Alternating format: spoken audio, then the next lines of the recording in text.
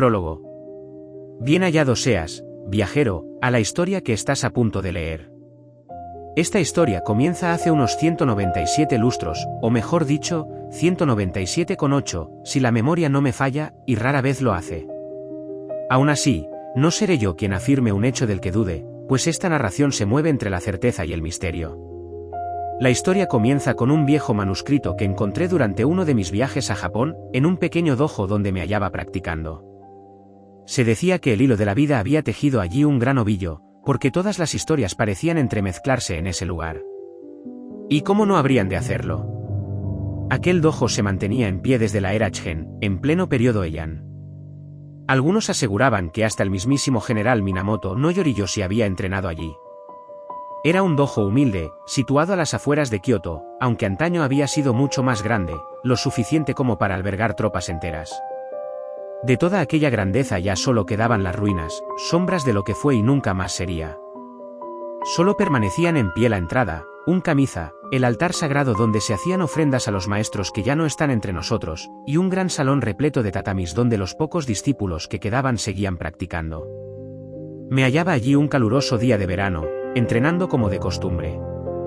Al terminar, salimos al Engaba, frente a un majestuoso estanque para meditar. Y recuerdo que, al llegar esa mañana, algo llamó mi atención entre las ruinas, una extraña caja de hierro forjado, casi escondida entre los escombros. Durante la meditación no lograba concentrarme, mi mente volvía una y otra vez a aquella caja. Algo en ella me había cautivado. Intenté apartar esos pensamientos, no iba a faltarle el respeto al sensei, pero al terminar el entrenamiento me acerqué y le pregunté. Kobayashi me miró en silencio, un largo momento, y finalmente dijo: esa parte del dojo está muy deteriorada. No es seguro entrar allí. Pero si algo te llama, debes seguirlo. Sus palabras fueron tan firmes como enigmáticas. Así, con el permiso implícito del maestro, me adentré entre los escombros. El suelo crujía bajo mis pies, y más de una vez estuve a punto de torcerme el tobillo. Pero finalmente alcancé la caja. Era pesada, hecha de un metal extraño, como hierro con un toque cobrizo, pero sin óxido. En su superficie, unas runas vikingas en relieve rodeaban la figura de un kitsune, el zorro mítico japonés. Qué cosa más extraña, pensé, pero no me detuve a contemplarla. La llevé de inmediato a mi hospedaje, ansioso por estudiarla con calma. El silencio de los templos guarda más respuestas que los gritos de los hombres. Aquella noche, en la soledad de mi habitación, lejos del bullicio de las calles de Kioto y de sus miles de turistas, abrí por fin la caja. Dentro encontré un pequeño tesoro, viejos manuscritos, escritos con pincel sobre papel de arroz, con una delicadeza y un esfuerzo que solo podían significar algo importante. Su contenido estaba oculto tras la barrera del idioma y de los siglos, y supe en ese momento que me enfrentaba a una tarea de años. Pasé incontables jornadas descifrando aquellos textos, palabra por palabra, símbolo por símbolo. Hoy, 11 de octubre del año 2025, después de tanto tiempo, al fin puedo revelar lo que aquellos pergaminos contaban. Y como la historia llegó a mí, ahora te la hago llegar a ti. Tú decidirás si es cierta o no. Yo, por mi parte, no tengo dudas. Capítulo primero: El hijo del hielo y del trueno. El fuego no siempre destruye, a veces, forja lo que el hielo dejó incompleto. Hijo mío, dijo Ulfraconson, con la voz ronca y los ojos hundidos en la llama, escucha el cuento del último lobo, un cuento que solo los dioses recuerdan.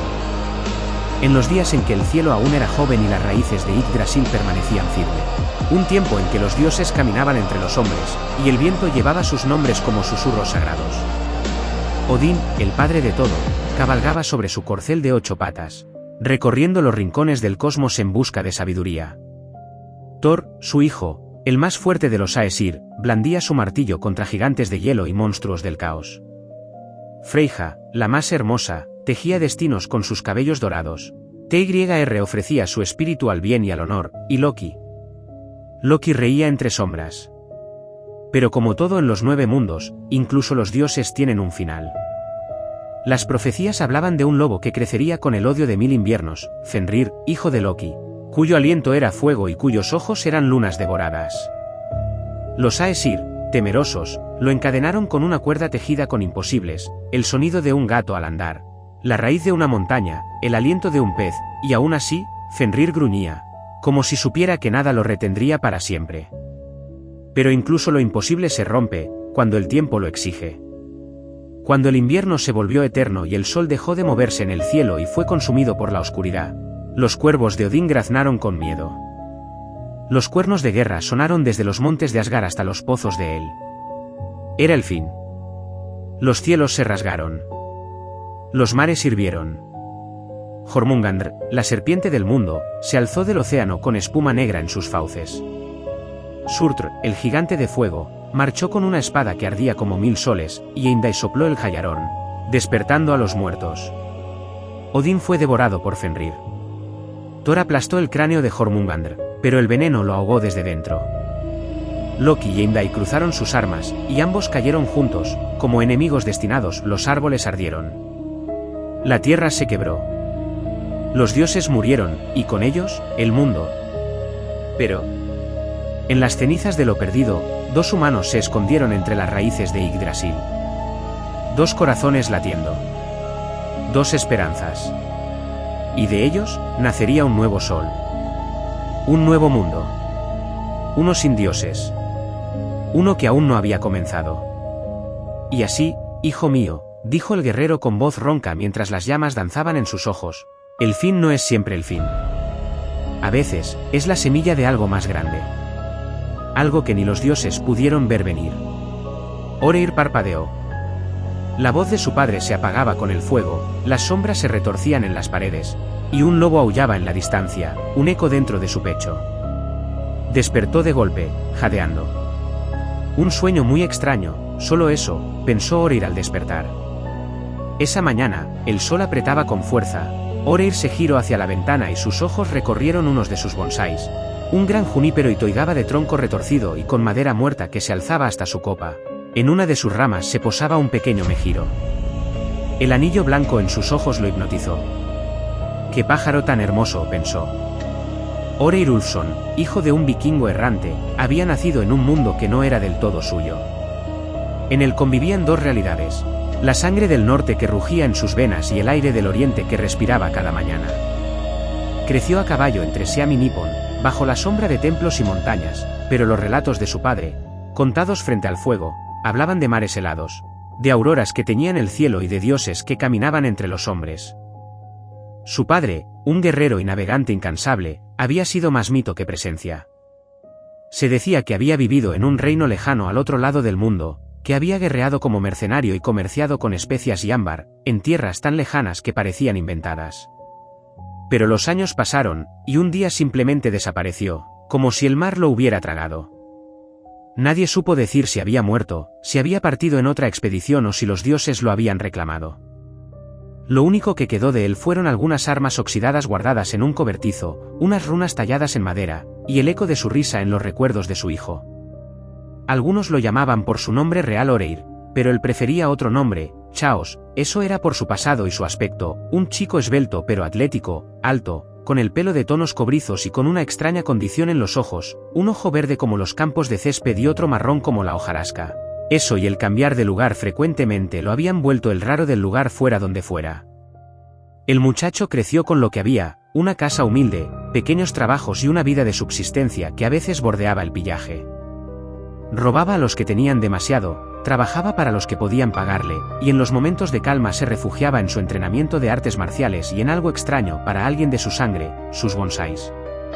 Aquel arte lo había heredado de su anciano vecino Kazuki, quien le enseñó a podar ramas, a moldear raíces, a esperar pacientemente. Era lo único que lo anclaba, lo único que lo mantenía cuerdo en una vida sin rumbo. Pero todo cambió esa mañana. El sol apenas se alzaba sobre las colinas, y Chaos, con la pala en la mano, recogía tierra para hacer un buen sustrato que pondría en sus bonsáis. El sudor ya le corría por la frente, el verano en Kioto podía ser tan implacable como los inviernos del norte que nunca conoció. Clavó la pala con fuerza, pero algo detuvo el hierro, un golpe seco, metálico. Se agachó, apartó la tierra con las manos, y lo vio, un cilindro de acero, viejo, oxidado, sellado con un tapón ennegrecido por el tiempo. El metal estaba frío, demasiado frío para haber estado enterrado en tierra tan cálida. Chaos lo sostuvo, y un escalofrío le recorrió el brazo. Lo llevó al interior de su casa, y con esfuerzo logró abrirlo. Dentro había algo que no esperaba, un pergamino enrollado con esmero y un fragmento de mapa rasgado, separados por un papel en blanco el cual parecía interponerse entre ellos como si su papel fuera a protegerlos. El pergamino estaba escrito en runas nórdicas, un idioma que su memoria había enterrado, pero no su sangre. El joven pasó los dedos por los símbolos, y algo en su pecho se agitó. Eran las letras que le recordaban a su padre, de los relatos que había escuchado de niño, pero que con los años había olvidado. No podía leerlas del todo. No todavía. Chaos cerró la puerta de su casa con un gesto decidido. El pergamino y el trozo de mapa iban bien guardados en el cilindro, dentro de una bolsa de tela que colgaba de su costado. El hallazgo aún pesaba en su mente, las runas, el frío del cilindro, la sensación de que su padre le hablaba desde un lugar lejano. Chaos andaba con el pergamino enrollado junto al pecho, la mirada al suelo y el paso lento por el sendero polvoriento. Iba por la izquierda del camino, zurdamente, cuando la empuñadura de una katana rozó la tela de su kimono. Fue apenas un contacto, el roce frío de la vaina contra la manga. Se volvió. El hombre con un mechón blanco en su cabello, junto a un poste miraba con esa calma afilada de quien guarda una hoja por costumbre. La saya era oscura, barnizada hasta el brillo, y en ella una pequeña cicatriz parecía dibujar una letra gastada. ¿No sabes mirar por dónde vas?, dijo el ronin, la voz sin aspavientos, una sonrisa corta curvó su boca. Podrías cortarte. Chaos sintió el rubor de la ofensa y un impulso por responder, pero contuvo el gesto. No iba armado y no quería problemas, aún así el orgullo le picó. El ronin apoyó la mano en la vaina, con la yema de los dedos tocando el filo invisible. Sus ojos brillaron con un destello que no era amistad. Si no estuvieras desarmado, murmuró, frío, te mataría por esta ofensa. Dicho aquello, volvió a reclinarse en su sombra y dejó que el silencio dijera lo que las palabras no podían. Chaos siguió su camino con el corazón un poco más apretado, la frase quedó clavada como un dardo. El bosque se abrió ante él como una herida oscura en la tierra. Las ramas formaban un techo desigual que filtraba la luz en destellos breves, y los insectos se agolpaban en nubes pegajosas que zumbaban a su alrededor. Chaos siguió el sendero de tierra prensada, dejando atrás el murmullo de su aldea. Las aldeas siguientes parecían detenidas en el tiempo. Un viejo lo observó desde la puerta de su casa, y unos niños lo señalaron antes de correr, descalzos, hacia los campos. Chaos no se detuvo, apenas inclinó la cabeza en un saludo mudo y mantuvo el paso firme. Y finalmente el último bosque fue el más pesado, un entramado de árboles tan cerrados que parecía tragarse la luz. Allí el silencio era casi total, salvo por el sonido de su respiración y el roce de su ropa contra la maleza. Al salir, el camino subía levemente, y más allá de la tercera aldea, pudo ver la silueta de una casa en lo alto de una loma. Ahí estaba su destino. El cansancio comenzaba a pesarle, pero la idea de lo que había encontrado, y de lo que podía significar, lo empujaba hacia adelante. Con cada paso, sentía que no solo llevaba un pergamino y un mapa, sino algo más profundo, una pregunta que solo Takeshi podría empezar a desvelar. El anciano de seguro podría ayudarlo, un hombre mayor que había sido amigo de su padre. Takeshi era un hombre extraño, había navegado con marineros extranjeros, había bebido sake con monjes y se decía que hablaba lenguas que ya nadie recordaba. Cuando Chaos le mostró el pergamino, los ojos del viejo se entrecerraron. ¿De dónde sacaste esto?, preguntó, con la voz áspera. Estaba enterrado en mi jardín, respondió Chaos. Y creo que tiene algo que ver con mi padre. Takeshi desplegó el pergamino sobre la mesa, ajustó sus gafas y lo leyó en voz baja, como si temiera que las palabras despertaran algo que llevaba siglos dormido. Y entonces recitó: Hijo del hielo y del trueno, si estas runas puedes leer, el destino aún no ha cerrado sus puertas para ti. En la raíz de tu linaje duerme un poder olvidado, y en las tierras donde el sol no se pone, aguarda tu juicio. No por oro, ni por gloria, sino por la redención del nombre perdido y la unión de dos mundos partidos por los dioses. Busca la piedra marcada con fuego, el cráneo del rey sin tumba, y el cuervo que aún vuela más allá del mar. Solo entonces, el norte te reconocerá como su hijo, y el este te temerá como su tormenta. El silencio cayó en la habitación. Takeshi levantó la vista y lo miró con seriedad. Chaos, esto no es solo un mensaje. Es una llamada. El joven frunció el ceño. ¿Una llamada de quién? De tus ancestros. Tal vez de los dioses. O de tu padre, respondió el anciano. Pero una cosa está clara, estas palabras no se escribieron para cualquiera. Chaos bajó la mirada al mapa.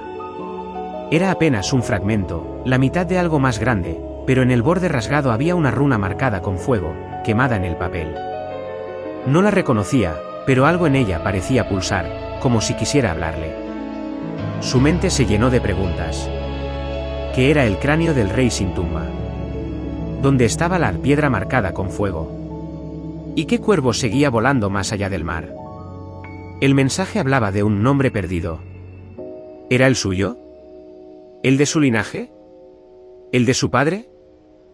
Por primera vez en años, Chaos sintió que su vida miserable, sus días de trabajo forzado y pequeños robos, no eran su destino final. Había algo más, algo que lo llamaba desde más allá del horizonte. Era tarde pero, esa noche no durmió.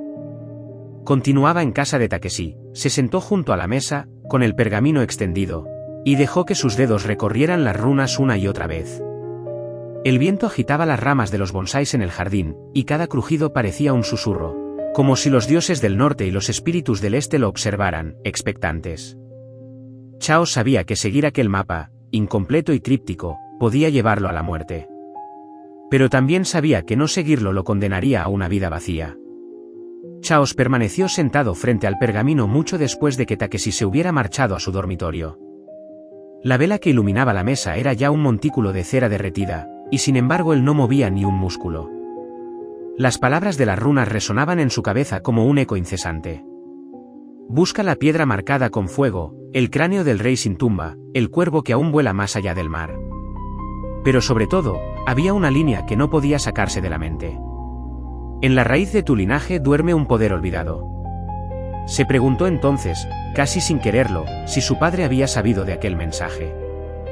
¿Y si había sido él quien lo enterró? ¿Y si nunca desapareció, como todos decían, sino que simplemente siguió las pistas de aquellas palabras y partió hacia un destino que lo llamaba? Por un momento, esa idea lo llenó de algo parecido a la esperanza. Imaginó a su padre vivo, navegando por mares desconocidos, enfrentando monstruos de los mitos, siguiendo mapas invisibles y dejando atrás señales para que él, su hijo, algún día lo alcanzara. Pero esa imagen pronto se quebró. La esperanza dio paso al miedo. Porque si su padre había seguido ese destino, ¿por qué no había vuelto? ¿Y si ese camino lo había devorado?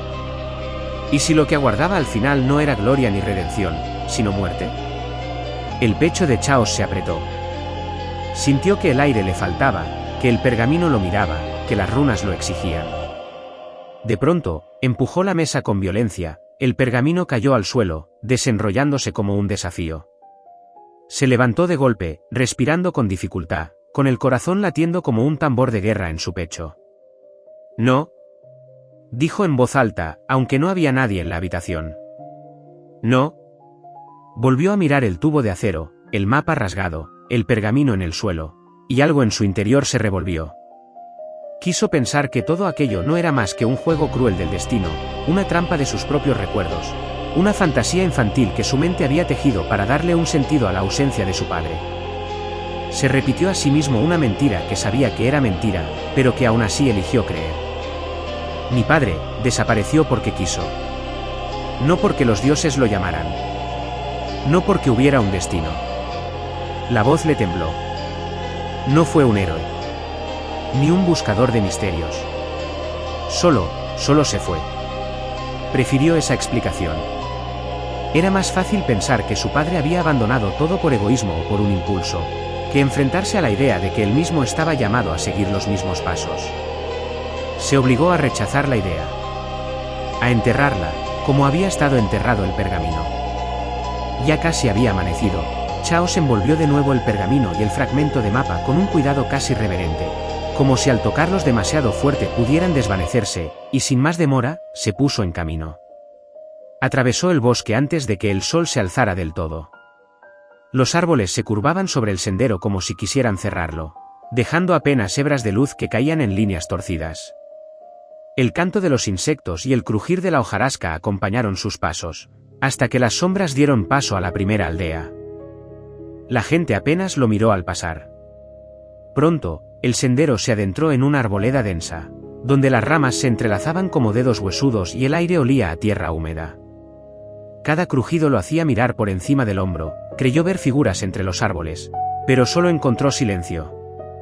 De pronto, vio una luz cegadora entre los árboles y lo contempló con gran admiración.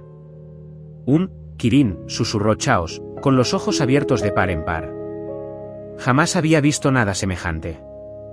La majestuosa criatura, se dice solo aparece una vez cada 1000 años, esa quimera divina, cabeza de dragón, cuernos de ciervo, cuerpo de león, cola de caballo. Aquel kami miró a Chaos con detenimiento, sus portentosas patas caminaron hacia él, observando a través de la espesura del bosque y en un destello, desapareció. Chaos quedó inmerso en un mar de pensamientos, el pergamino, su padre, el Kirin. No sabía cómo concebir tanta información, toda vertida en su mente, aún incapaz de contener tanto misterio. Pasó por otra aldea era más pequeña, casi un conjunto de chozas. Allí, el aire estaba cargado con el humo de fogatas que nunca parecían apagarse. Nadie le habló. Nadie le preguntó nada. Chaos seguía perplejo con aquella visión. Siguió. No se detuvo a descansar. No buscó agua ni sombra. Simplemente cruzó la tercera aldea, ignorando las miradas curiosas, hasta que el camino volvió a abrirse ante él, devolviéndolo a su hogar.